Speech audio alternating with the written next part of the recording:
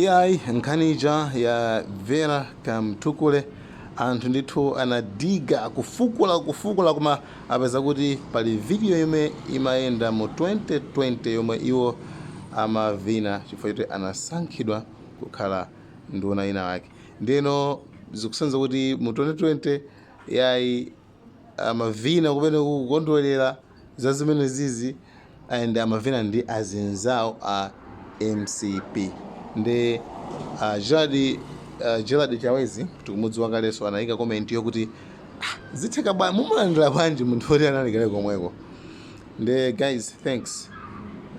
Tuonere kuti zovuta zandale.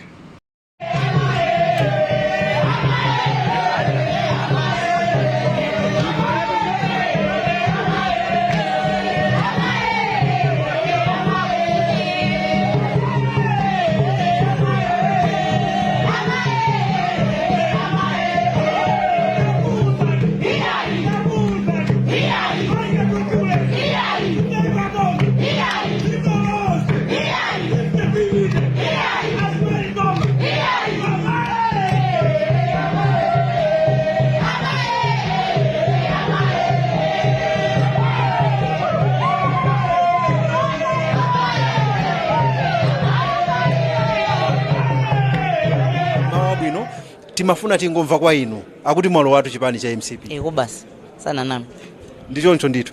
Mwina mutatifotokozera mukuchoka ku UTM kumene posa chedo apa taona ndithu kuti kuli kukwakana kukana. Inu mnali mmodzi mwa Mwachidule apa mukungofotokoza kuti Vera Kamtukule sana ali member wa chipani cha UTM. No, he was not a member. You can even ask herself. Akuze kuti anali ni mpando wanji. And for us, let me tell you, for us kuti tifufuze kuti anali wa UTM kapena inamfusapo kuna kuti tukupase ni mpando wanana kuti no, I'm still thinking. Ndemina analipo ni munthu amene afuna kuchipaniko. Ndewa nakuti sina teke ndewa chokako, we don't know. Munthu tukukhala ndi salu yoembe